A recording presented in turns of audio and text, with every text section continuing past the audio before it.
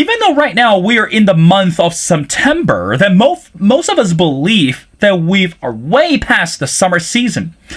As much as we enjoy the summer, however, for some parts of the world, this summer season has been really rough, and even we could use the word devastating. For example, let's take the country of Pakistan.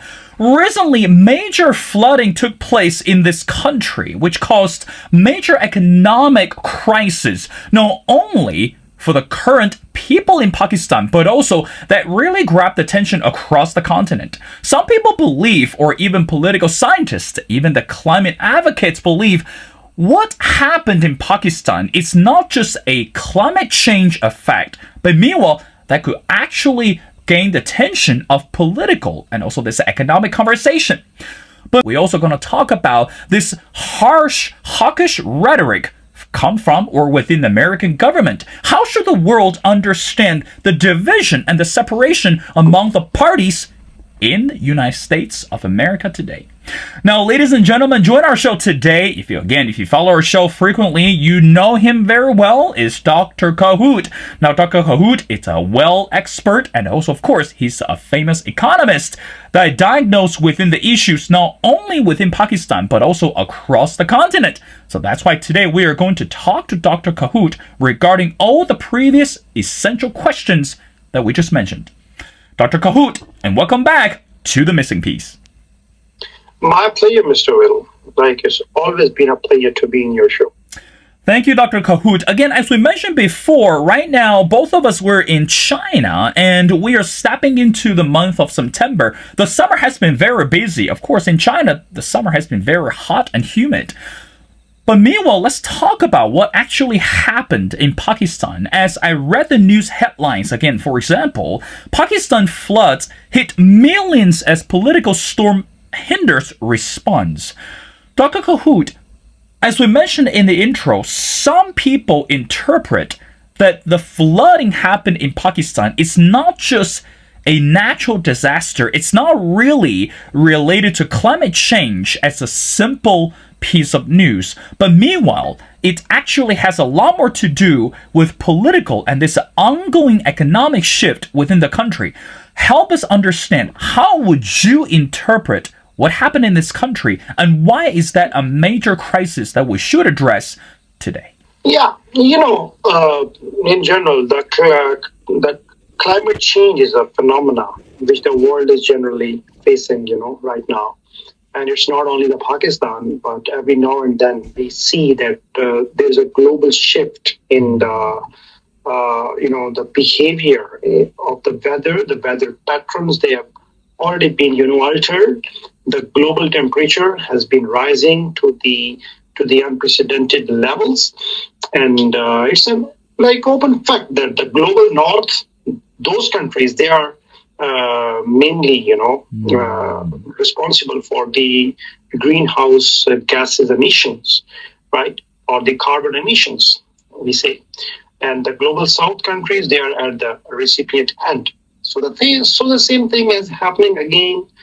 Pakistan, which is not being responsible for the global carbon emissions, its share in the global carbon emission is less than 1%.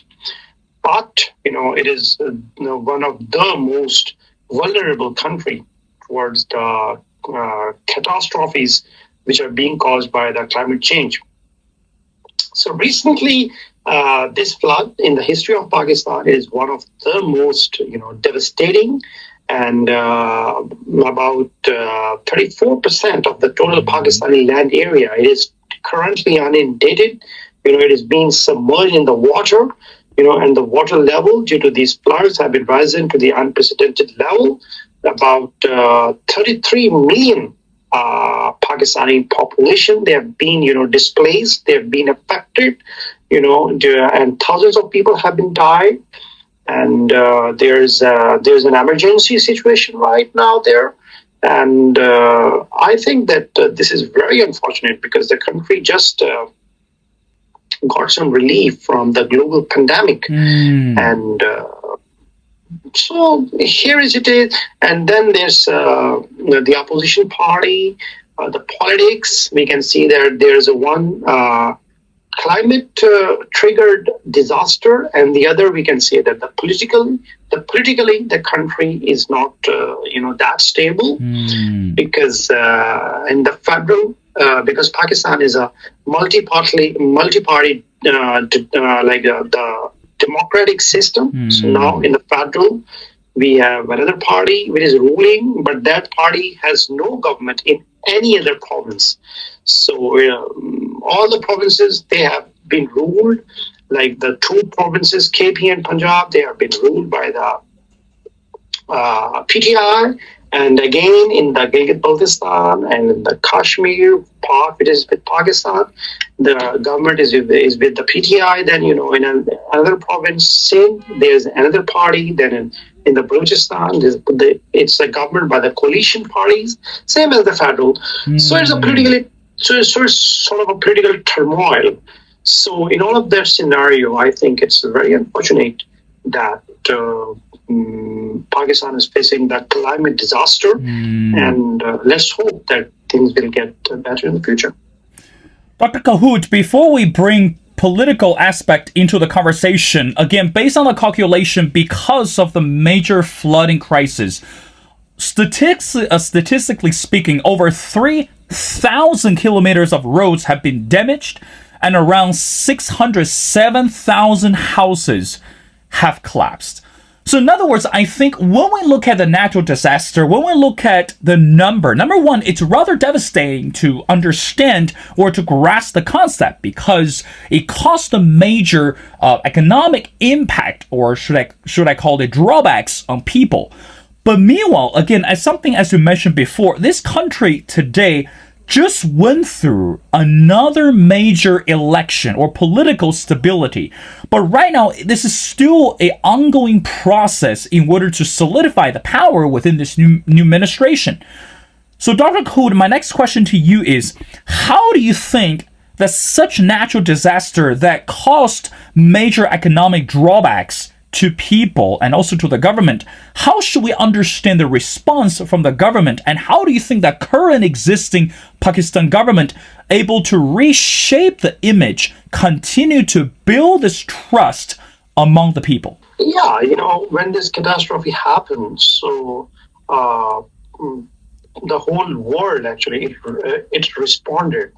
And the government of Pakistan immediately declared the emergency, and the embassies, they reached out to the international community, our neighbor countries like China, our partners in some other part of the world, the UAE, the Saudi Arabia, and France, like all the countries like these, they reached out and they sent out their planes for the cooperation, the food and the basic amenities, the shelter, the tents, So the global community, their response was very encouraging. Talking about the Pakistani government, like I said before, it is currently going through the political turmoil, and there's a sort of a political instability, while the leading opposition party is holding the political race all over the Pakistan.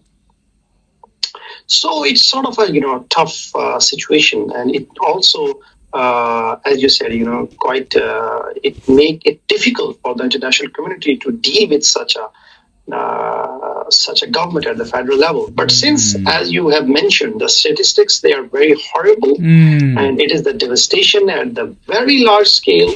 So without the cooperation of the international community, I think it's not possible for the people to rehabilitate or to reinstate or to go back to their places. So it will be a total reconstruction process, and for that reconstruction process already, because a large Pakistani diaspora all over the world, they are also coming, like they are channeling their funds for the reconstruction and rehabilitation process. And our friendly country, like I said earlier, like China and other countries, they are also helping us a lot. So I hope that this process will be smooth, and soon, one more point I want to add, that Pakistan is as I said earlier, that it is one of the most vulnerable countries towards these climate, Mm. related devastations. So now there are called that the international debt, as from the multilateral institutions, it should be cancelled, and the reparation losses should be given to the countries like Pakistan, which are not responsible for the global carbon emissions, but at the receiving end, you know, more than 3,000 glaciers are there, which is the most number of the glaciers after the South Pole. They exist in Pakistan, and if this global temperature keep on rising, the melting rate of those glaciers will be unprecedented, and it will bring further catastrophes, not only for Pakistan but also for the countries like Nepal, like India, even the some of the part in China. As we also see in China, the floods were there, but they were very well managed through the construction of dams. So yeah, there are some short-term measures in which the international community is coming out for help. Then there are some long-term measures which includes construction of dams. For that, a large capital is required.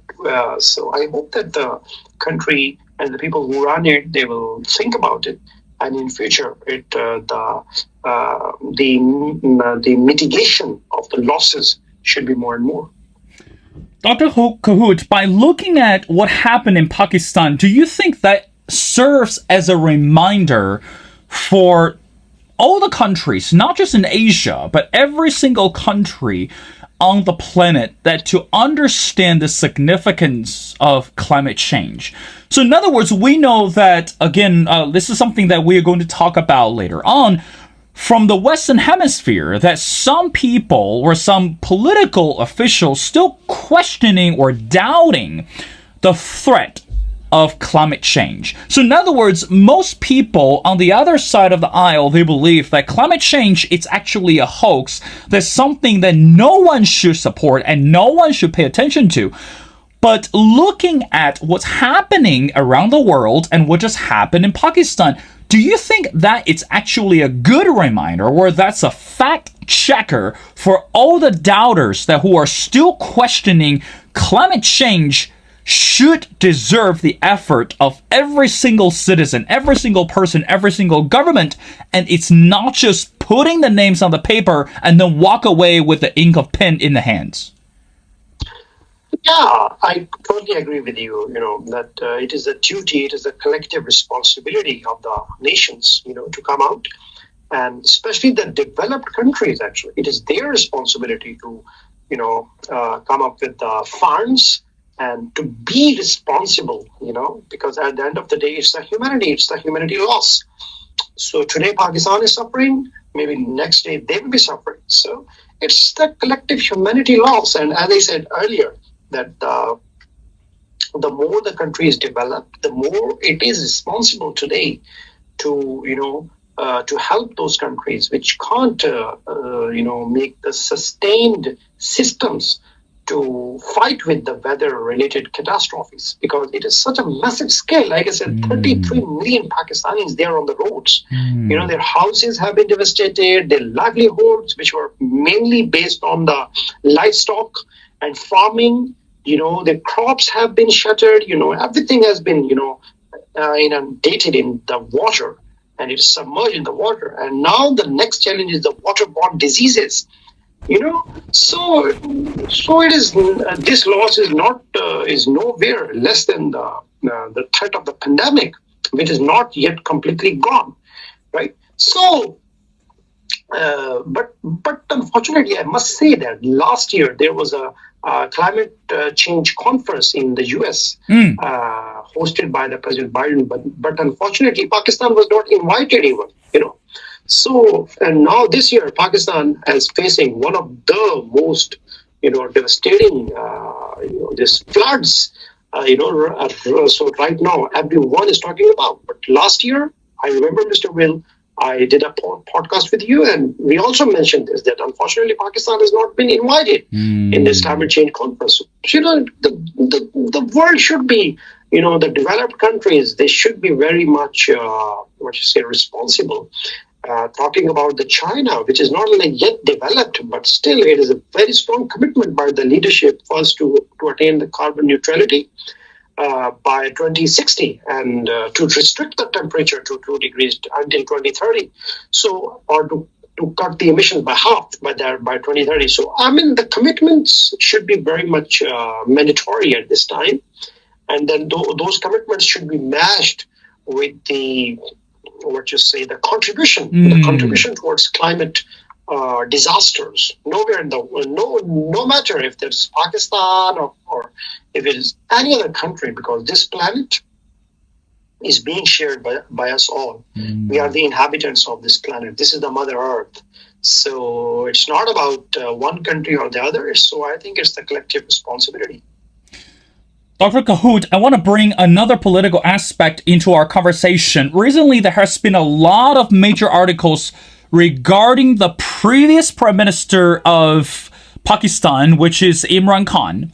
Now, based on the report, that it says that the former Prime Minister of Pakistan has relentlessly refused to accept the outcome of being ousted by the military or by the government. So in other words, recently he has been gearing up for another major election to restore what he called stability, trust, and peace within the government and also for the country.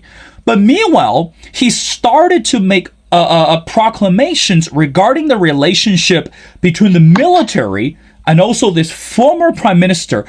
Again, Dr. Kahut, you are the expert. It sounds to us very complicated. It's not just this political ties, but also I think that have built something to do with economic benefits between the former prime minister and the military power as well. Help us understand two questions. Number one, what do you think Imran Khan is trying to accomplish at this moment? And number two, why is he taking such actions, or should we call it bold political ambitions, in order to achieve something? Help us understand. Yeah, like in the countries like Pakistan, politics is always in the limelight. It's not the first time. So either it's a one party or the other party. It's always on the roads and claiming that they are the real protector and the safeguards or the servants of the people, and the rest of all the parties, they are not quite that qualified. So that's always a phenomenon in the countries like Pakistan or India or any functional democracies. So Imran Khan is not an exception. And talking about your point, that he's claiming that he's the most popular leader right now, and he's waiting for the elections. So unfortunately now, as we discussed earlier, Pakistan is facing the worst floods. So naturally the elections are not possible in, at least in the next 6 months. So naturally the 5 years terms because the last time the elections were in 2018. So it's a 5 years term, and the term will end in 2023. So Imran Khan as a prime minister, he was ousted through the no confidence vote through the parliament, and it was the act of the parliament. And but he claims that there was a foreign conspiracy, and he puts all the blame on the US actually. And he said that it was the United States who actually managed to give bribe to the Pakistani politicians who were from the opposition party of opposition party of the Imran Khan at that time. So they bought those politicians as the Imran Khan claims, and he says that it was a foreign conspiracy, and then now he terms the present government as the imported government. So it is actually the political temperature of the country is at highest level now, because at the one end there are floods, and on the other hand, Imran Khan is leading the biggest the political rallies, and he's gathering more and more support, mainly from the young people. And as I said earlier, he's claiming that he's the most popular leader. But unfortunately, all of these things, they have brought much of the political instability in the Pakistani political democratic system. And the recipients are the common man, and at the same time, the international community. They are also watching. They want to help. They're also helping. But still, this political instability is bringing much of the economic instability, because right now Pakistan signed its almost 25th IMF program, which is like 1.17 billion of the US dollars. So we have signed that agreement. So it's all loan. So it means that Pakistani economy is deeply dependent on the foreign loans and mainly on the Western loans. So that deal has been signed by the Prime Minister Shehbaz Sharif, who is the current Prime Minister. But as I said earlier, that Imran Khan is on the roads and he is holding a biggest political race, and he's saying that he's not in favor of going to the IMF, and so he's all of his political sloganeering is actually which is winning him or garnering him the support from the youth.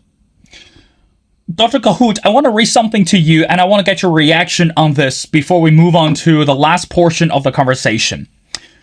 Based on the report, that Imran Khan suggests that a country that tortures his political staff cannot be a democracy and it demands new, free elections without vote rigging, while his allies claim that his opponents receive large bribe to oust him. Again, this is something, as you mentioned before. My question is, how much do you think the average citizens today in Pakistan actually believe this conspiracy between the current government and also the U.S. government? So in other words, you and I, we know that we've read and we've heard, and over the years that we studied political or these economic conspiracies one after another. But at this moment, what is even the point to create this so-called partnership between the West and the current existing government in Pakistan in order to oust this former prime minister? It wasn't something that he did horrendous and that no one would like to see him in this leadership. So in other words, how effective do you think the argument could be? And why do you think today he continued to hold on the theory that there's going to be, or there has been a conspiracy between those two countries? Ever since its inception in 1947, Pakistan, it has been the ally of the United States on various forums. Started from the CETO CENTO in 1960s, CETO Forum, CENTO Forum, then, Kerry Lugar Bill in 1980s or the 90s. Pakistan has always been at the very forefront of the U.S., policies. So it's an open fact. And during the Russian war in Afghanistan, Pakistan was also an ally with the United States. So, so the U.S. roles in Pakistani politics is not new. So it's not the first time that Imran Khan is the first person who is claiming that the U.S. has hatched some conspiracy against him. So it's always been a common phenomenon in Pakistan. So we can't rule out that possibility, but yet we don't have any significant evidence that, unlike in the past, there is a conspiracy or, the U.S. is buying some of the politicians or this or that. So keeping all of the history in the perspective. So again, Imran Khan, he's not a new political leader. He's a very old man. He's quite he's about to turn 70. Oh, wow. Yet he's claimed that he's the leader of the youth. And in his political party, not more than 10% of the party leadership, not more than 10% of the party leadership is with the youth. So all the old people, all the electables, they are in his party. And he himself is around 70, just like the other political leadership in Pakistan. They are in the same age group. So just pinpointing on one country, that is the United States, of all of your wrongs inside your party, I think this is something which is not very well received by the international relations experts. But as I said earlier, that since the historical baggage is there, U.S. has always been meddling in Pakistani affairs, as we have already, unfortunately, we have witnessed that it has, let me say, poked its nose in various places in the Mm. world, whether it's Afghanistan or the Iraq or Libya or anywhere in the world. So we can't rule out that possibility. But as I said earlier, Imran Khan was ousted through a political process. It was a no confidence vote against him in the National Assembly. Uh, Pakistan is a parliamentary democracy. We have the bicameral democratic system. So National Assembly, which is the one of the one of the democratic institute of Pakistan. So Imran Khan was ousted through the no confidence vote from that National Assembly, which is the Parliament of Pakistan. So yeah, so there are whole on both sides of the argument. We can give thousands of examples, but yet, as I said earlier, there is no solid evidence Mm. that there was a conspiracy by the U.S. Well, Dr. Kahut, I want to move on to the last portion of our conversation. Let's bring US into our dialogue. I want to read something to you. This, it's said from the sitting US President Joe Biden during the recent presidential address. Remember, as you and we mentioned this before, Joe Biden has been very vocal towards the word democracy in the US today, and also especially regarding some of the Trump supporters. Now, of course, this controversial statement actually confidently to say that brought so much fire into this political realm already. Again, this is something said, and I quote, they, that he referred to, the former Trump supporters or current existing Trump supporters. This is what President Biden said, and I quote, they do not recognize the will of the people. They refuse to accept the results of the free election, and they're working right now in state after state to give power to decide elections in America to partisans and cronies, empowering election deniers and undermine democracy itself. Of course, that by listening to the statement, number one, my reaction is those words are pretty frightening right now. And also at this moment, do you think that Joe Biden's rhetoric has gone too far regarding the people that who actually either they support it or they are still supporting Donald Trump and not the Democratic Party? But also, don't you think that this rhetoric can actually mislead the image of the U.S. not only today, but also in the long run? I want to get your reaction, Dr. Kahut. You know, just like any other democracy, U.S. has its own challenges, and we have seen that there's a tussle. There's always been a historical tussle between the Democrats and the Republicans. And the second factor which we keep in consideration is that the America has 52 different states, and each of its states, they have their own laws. They have their own system of governance, actually, which actually differs. So, but being at the very center in the Capitol Hill, the man sitting in the White House, actually, he decides about the foreign policy, the finance, and the defense and these things. So the importance of what Mr. Biden, the president of the United States, is saying, actually, it can't be ruled out. But at the same time, we all know that the Republicans, they are also in large numbers, and due to the pandemic, the treatment of the pandemic, there is a valid, anger in the people. They are, people. There's so many people there. They are not happy with the current administration, led by the Democrats. So that's why the people are they are not very happy, and so President Biden is actually counting on that sentiment, actually. So he is trying to garner more and more support from his lost ones, what you say, the proponents, right? But at the same time, the opponents, which are mainly the Republicans, they are not ready to listen to him. And recently, we saw the first time in the history of the United States there were a raid on the ex-president of the United States. So they raid the house of the President Trump. You know, Mm. and so one of these events, we see because there is an establishment in the United States which also act, secretly, but it has its role, which we call as Pentagon. So all of these factors actually. So we can they are hinting that in the next elections in the United States, there will be a shift. There will be a shift because unlike President Obama, uh, President Joe Biden, actually they are not yet very successful to garner the support within his Democratic Party, and there are many congressmen which are going in the other camps, which are the Democrats, but their point of view is now yet, very different than the basic philosophy of the Democratic party there.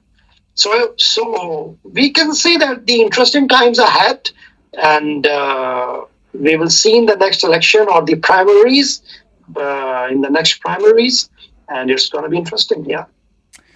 Dr. Kahut, I want to wrap up our conversation by addressing something so crucial. And again, this is, you also pay attention as well regarding this international community. We know the country of Iran has been gaining the news headlines across the world. And also, especially that so far, that under Joe Biden, this Iran deal was initiated under President Obama, but it was canceled by President Trump. But right now, those two countries are still standing at the crossroads. So I want to get your reaction as our last question, Dr. Kahut. How do you think that U.S. is handling the country of Iran? Do you think that today the nuclear weapon development and also this political change or political strategy, it's actually making U.S. more vulnerable, or actually it's helping U.S. become much stronger, especially when dealing with a country such as Iran today? What do you think? The basic issue with the U.S. and Iran, relationship has always been the nuclear deal. It's always been the nuclear assets. The proposition with the United States president and whosoever is ruling the United States, that they are not ready to give the right to any country to secure its nuclear arsenal. So this is the root cause, because Pakistan is also the nuclear power, and we all know that there was so many difficulties when Pakistan became the nuclear power, or we can say announced its nuclear power, that it is a nuclear power in 1998. So same thing is happening with Iran. Still to this date, we are not sure that whether Iran has a nuclear arsenal or not. But Iran has always, cooperated well with the International Nuclear Agency, or the International Atomic Energy Agency, IAEA. So the point of conflict with the United States, or is actually in the past we have seen the hostile or hawkish attitude from the United States to the Iran. Which gives us a feel that the U.S. want to, let me use this word, subjugate the Iran, which is a sovereign country and one of the most important country in the Gulf of Persia. It is the oil-producing country. It has its oil. So energy. We are all talking about the energy security these days, post-Russian-Ukraine conflict. So the importance of Iran, we can't rule it down, and we can't rule it out. And but again, the conflict of the U.S. with Iran, I think it is not a new thing. It is there, it was there, and it will remain there because it serves the geostrategic goals of so many powers in the world. And I think the world needs to learn from China, because China has made the very good partnerships with Iran and so many other countries like Pakistan and the other countries. So I think that it's a time that there should be a peace deal, and every country should have a right for a peaceful nuclear program, because it's not only necessary for their arsenal, but also for their energy requirement in the future, specifically when there are more and more need of the renewable source of energy. So I think that it should be seen in this perspective. I think Dr. Kahut, you're right, because right now, as we continue to follow not only the major economic crisis caused by the war in Ukraine, but also this ongoing political shift happening in America, I think today we really need to look beyond the war in Ukraine and really trying to figure out what will be the next necessary strategies and steps in order to make the world a better place. Well, ladies and gentlemen, I'm speaking to Dr. Kahut. Again, Dr. Kahut is an expert in economy, international relations, and we always appreciate your insights on Pakistan and also regarding this bilateral or trilateral or even multilateral relationship among Pakistan, China, the US, and so many more. Dr. Kahut, thank you so much for taking your time to be on the show, and we really appreciate your time and energy for doing this.